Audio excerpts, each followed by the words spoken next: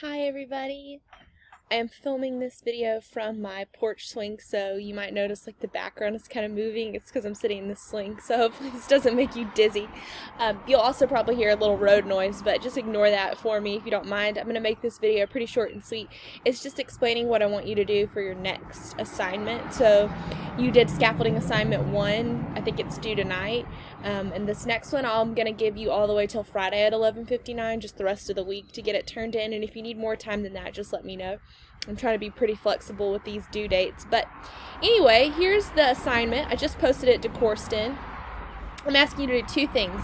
Make a TDQA with the details that you picked for your last scaffolding assignment, and then make a topic sentence that corresponds to that work. So that's what 1 and 2 say here, and I have a really, I think, helpful example. So I imagine that this detail is something that I would have chosen last week, let's say, if I had done the assignment, then decided to write about the road.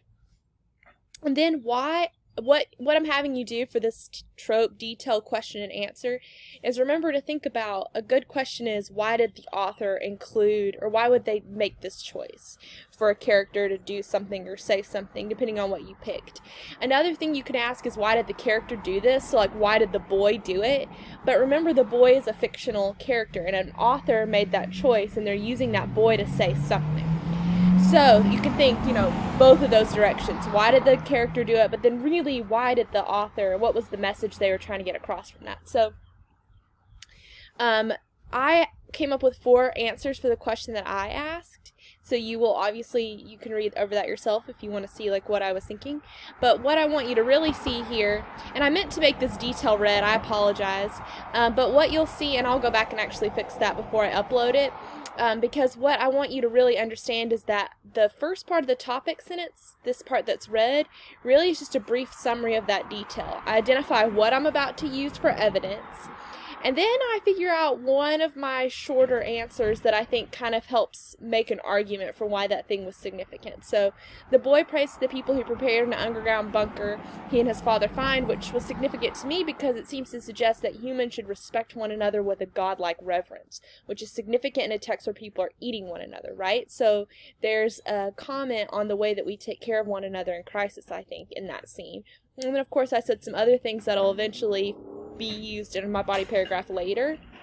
But for right now, you just need to choose one to build a topic sentence out of. So when you look at this on your screen, that detail will be red to show you that it corresponds to the first part of the topic sentence. And so I just want you to do that with all the details that you picked from the last scaffolding assignment. You don't have to worry about including or doing anything with the secondary source details. Just do this with the details that you picked from whatever primary source you decided you wanted to write about. So that's it. Take until Friday. Tell me if you need more time. I'm having so much fun on the Instagram with you guys. If you haven't followed my Instagram, it's @ProfessorHart. It's a cool way to keep up during this crazy time. So let me know if you need anything. I'm always here, and we'll check back in sometime next week. See y'all later.